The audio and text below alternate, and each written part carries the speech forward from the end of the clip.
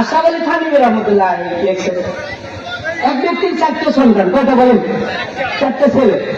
এক সন্তানকে বিমানের পাইলট বানাইছে, আর এক সন্তানকে বড় ডাক্তার বানাইছে, আর এক সন্তানকে ইঞ্জিনিয়ার বানাইছে। কয়টা গেল বলেন?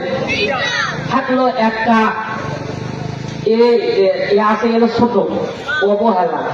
অবহেলিত একটা সন্তান, মেধা কম, দুষ্ট, বেশি দুষ্ট। এ যখন দুষ্ট, এর কোন স্কুল কলেজে পড়ে কাজ হবে না, চলো ইতিমখানায় রেখে আসি। কই যে সন্তানগুলোর মেধা ভালো, ওই সন্তানগুলো কিন্তু আমরা কেজি পড়ে বিধি বানাই, কি বানাই? স্কুল কলেজে ভার্সিটি এগুলোতে পড়ে, বড় বড় ইঞ্জিনিয়ার হোক, বড় বড় ডাক্তার হোক। আর তার মেধা দুর্বল এবং শয়তান বেশি, দুষ্টমি বেশি করে, পরে নেই মাদ্রাসায়, যে যা করার আছে, যা চক্কর মাদ্রাসা দেয়া কর, তো হুজুরেরা পিঠে পুজো সোজা করবে, বলেন নাই? তো দেখেন, যদিও অবহেলিত, ওর দ্বারাই যে আপনার কাজে আসবে। দেখেন ওই লোকটার মৃত্যু শয্যা, মৃত্যুর গর্দারি শুরু হয়ে গেছে। এমন সময় ডাক্তার ছেলে যখন শুনছে আমার বাবা মৃত্যুর শয্যায়, দৌড়ায় চলে যাচ্ছে, আসে বলে, ও বাবা, আমি তোমার ডাক্তার সন্তান এসেছি।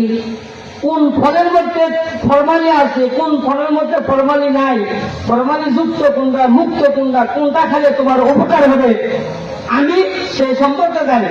তোমাকে আমি ভালো ভালো ফল খাওয়াবো, তুমি সুস্থ হয়ে যাবা। বাপ কয়, ডাক্তার বেটা, তুই ওগুলো কথা বাদ দিয়ে আমাদের মৃত্যুর কষ্ট হচ্ছে, দেখতো এটা কিছু দূর করে পাইছে। ডাক্তার বেটা সরে যায়, না না, আমার দ্বারা হবে না।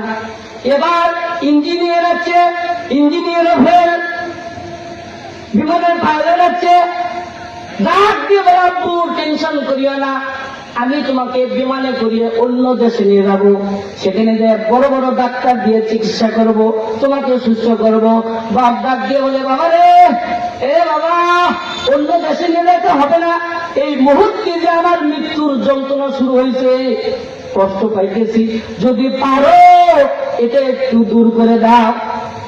এখানে পাইলটও ফেল, তাহলে ডাক্তারও ফেল, ইঞ্জিনিয়ারও ফেল, পাইলটও ফেল। ওই যে অবহেলিত যে সন্তানকে সৎকাদীন ইতিমখানা দিয়েছিলেন, ওই হুজুরের মুখে শুনছে যে মৃত্যুর সময় যদি ইয়াসিন সূরা তিলাওয়াত করা হয়, তাহলে মৃত্যুর কষ্ট থেকে আল্লাহ তাআলা ওই ব্যক্তিকে কি করে হেফাজত করেন, মৃত্যুর সময় কষ্ট হয় না। এবার অবহেলিত ওই সন্তান কোরআন কারীম নিয়ে দৌড়ে, মানুষ কয়, তোমার বড় বড় ভাইয়েরা আছে, তারাই কিছু করতে পারলে না, তুমি কোথায় যাও? বলে, না না, আমি হুজুরের মুখে শুনছি মৃত্যুর শয্যায় যে মানুষের কষ্ট হয়, ওই সময় যদি সূরা ইয়াসিন তিলাওয়াত করা হয়, তাহলে তার মৃত্যুর কষ্ট থাকে না, থাকে না। জোরে বলেন সুবহানাল্লাহ। তাহলে বলেন কোন সন্তান কাজে লাগলো? জোরে বলেন কোন সন্তান কাজে লাগলো? বলেন ওই হাতের সন্তানকেই আপনার কাজে লাগলো। এর জন্য অনুরোধ করে বলি, ভাই, যেই সন্তানকে আপনি মাদ্রাসায় দিয়েছেন, কোরআনের পথে দিয়েছেন, তাকে একটু ভালো নজরে দেখবেন। এখন তো তাদেরকে দেখতেই পারে না, তাই ভিক্ষা করে খায়। ভিক্ষা করবে না, আপনারা নিজে আসে জাকাতের টাকাগুলো মাদ্রাসায় দেবেন নাকি? আপনারা নিজেরা আছে যে আপনাদের উপর, আপনাদের মায়ের মধ্যে যে আল্লাহ হিস্সা রাখছে, যে অংশগুলো রাখছে, ওগুলো মাদ্রাসা দিয়ে গেলে তো আসল করে যাবে ভাই। বরং তারা আপনাদের কাছে যাওয়ার কারণে আপনাদেরকে গুনাহ থেকে বাঁচায়। ওই থেকে বাঁচায়। আপনারা যে দান করলেন, আপনার সম্পদের মধ্যে তাদের যে হক ছিল, এই গুনাহ থেকে আপনি বাঁচা গেলেন, ঠিক কিনা বলেন? যাই হোক, বলতেছিলাম কোরআনের সাথে সুসম্পর্ক রাখতে হবে। কার সাথে? কোরআনের সাথে সুসম্পর্ক রাখতে হবে। আল্লাহ নবী বলছেন, যদি পারো কোন আলিমান, যদি পারো কি হোক, আলেম হোক, আও মুতাআল্লিমান, আলেম না হতে পারলে ছাত্র হোক, কি হোক, আও মুস্তামিআন, তাও যদি না পারো, যারা আলেম আছে, যারা ছাত্র আছে, ওদেরকে সাহায্য করো। কি দিয়ে? কথা দিয়ে, বুদ্ধি দিয়ে, টাকা পয়সা দিয়ে, যেটাতেই হোক, কি করো? সাহায্য করো।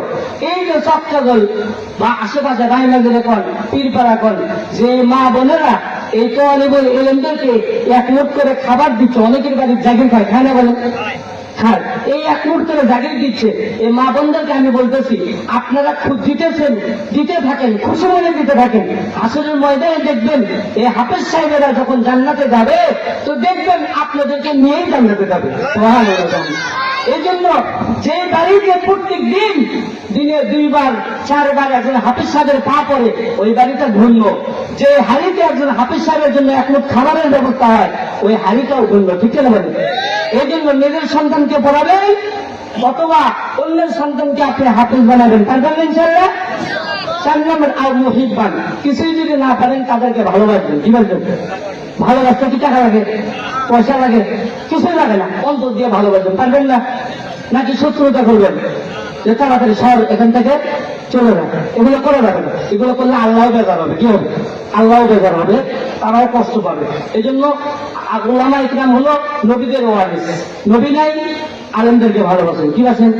কোথায় আছে? মা না থাকলে খালাকে ভালোবাসেন। এখন নবী নাই, আলেমদেরকে ভালোবাসেন। আলেমদের সাথে সুসম্পর্ক রাখেন, দেখবেন হাসরের ময়দানে দেখলেই যেন চিন্তা করেন। ইনশাআল্লাহ। আমাদের মাঝে আমাদের প্রিয় ওস্তাদ দ্বিতীয় বক্তা উপস্থিত হয়েছেন, উনি আলোচনা করবেন। যেহেতু আমার সময় শেষ, এ পর্যন্ত আলোচনা করলাম। আল্লাহ তাআলা বন্ধু আল্লাহ সঙ্গে আল্লাহ সকলকে আমল করার তৌফিক দান করুন। সকলে বলেন আমিন। ওয়া আখিরু দাওয়ানা আলহামদুলিল্লাহি রাব্বিল আলামিন। আসসালামু আলাইকুম ওয়া রাহমাতুল্লাহি ওয়া বারাকাতুহু।